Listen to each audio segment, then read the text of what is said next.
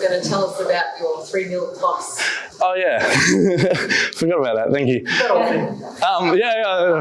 Well, that was a really interesting video. So TikTok is based off music. It was called Musical.ly. I noticed that Hello Darkness, My Old Friend, Simon and Garfunkel, was a song that was trending at the time at which I put that out. I got a photo of my cat that I took, and my cat was looking really, really sad. And at the time, the neighbours put out rat poison, so he couldn't go outside. So he was looking really sad, like let me outside. What I did was I created a story.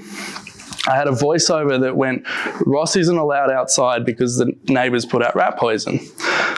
Then what I did was I zoomed in, so it wasn't just a still image. Like, a lot of people get lazy with content and they'll just put out images, but you got to actually have movement if it's a video. And then I just zoomed in, made it a video, had Hello Darkness, My Old Friend playing underneath it as it's zooming into Ross's face and he's really sad. And because it's funny, it got shared, but also the key ingredient to this was the comments. People in there were like, I hate the neighbours, F the neighbours, like why are the neighbours doing that? They were getting angry at me. They're saying, you shouldn't let your cat outside in the first place. F you, I hate you. I was getting trolled on a cat video. So that's another thing there is trolls are actually your biggest asset when it comes to this content stuff. So many people fear putting stuff out because we think someone's going to negatively comment on it. But if you want to go viral, actually getting the attention of trolls or people that will comment is a really good thing, because a comment is a comment is a comment. The way that I deal with that is, thank you for the comment. You've just boosted my engagement. So yay. I really hope you're in a good place. You know, if someone takes the time out of their day to comment negatively on something you've put out, they must be in a really bad position. But so if you can attack it from, it'll help you go viral because the comment is a comment, and then, you know, don't even think about it. That's what actually made the stuff go viral. Also the story and the funny. And so if you can adapt that to your content to make it relevant, because yeah, it's a cat video, what are the stories you can tell? What are the, what's the humor you can bring to things? What are the things that will actually spark a bit of controversy? I think, even if you said, Naomi, you know, the branding line of branding is why people go out on a date, I think some marketer might even get a little angry at that. You know, they'd be like, no, it was my funnel, it was my campaign. Well, no. So if you can hold your opinion strong on that, that's the stuff that will actually work. So that's why that person's still single. and that's the other thing. So conversation is sparked by genuine curiosity. If you can spark that stuff, and that's what that cat video did, was it sparked the genuine curiosity in people and got them to comment. How can everyone else do that with their content? Yeah. Thank you. I almost forgot about that. No, sorry. It's a quick one. So we're all entrepreneurs here, right? A lot of what we do and what you just described is very bespoke to your clients, and it's it serves a niche for those clients. How do you go about pricing that? Because if you price, I find, especially in my industry, if you price too high, you're seen as some people might not be able to afford it, and then you've got to go down the route of convincing them of the value. But if you price too low, you ruin your industry.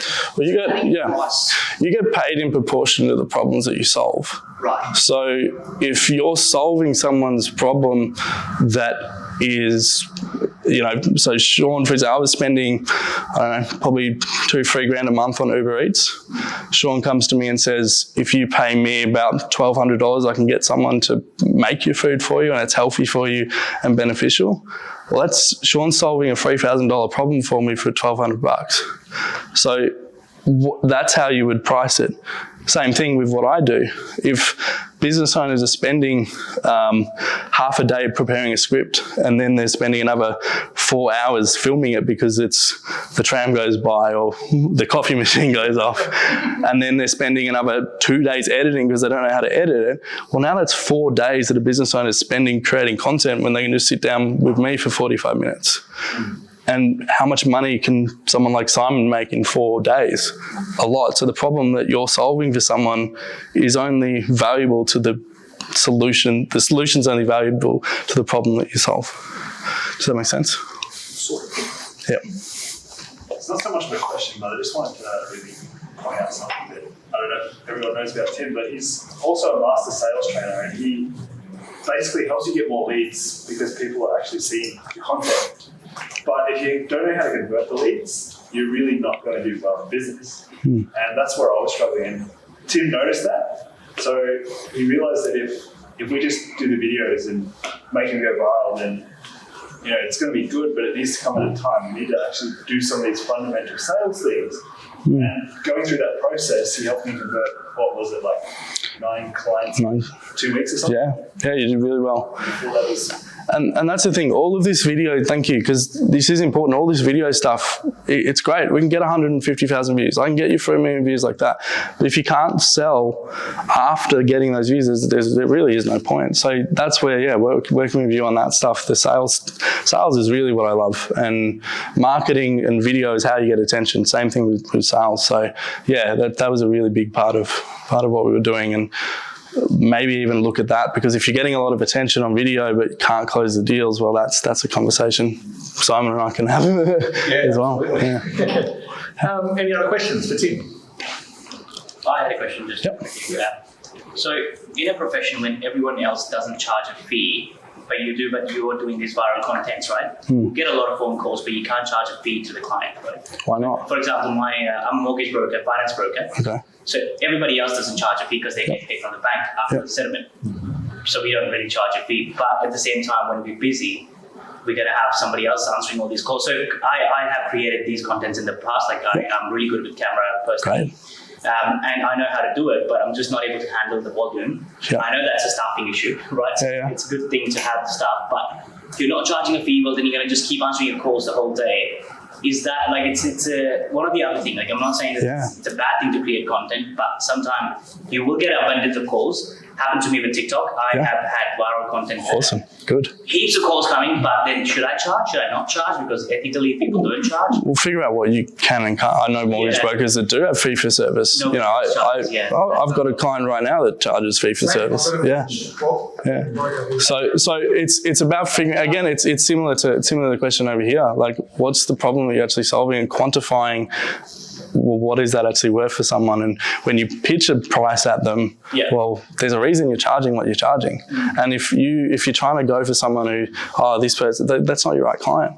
So then figuring out your target market, and that's something Simon's good at as well. But that's how I'd answer that. I'm happy to talk to you about that actually more in person as well, because there's definitely things you can do. Anyone else? Yep. No? All right. Cool. I'd like to now invite Naomi to come out, please. Oh, awesome. Oh, wait. Hang on. Sorry, just want to say thank you. I didn't say thank you, so thank you. Hey, thanks, Tim. That was good, mate. Yeah.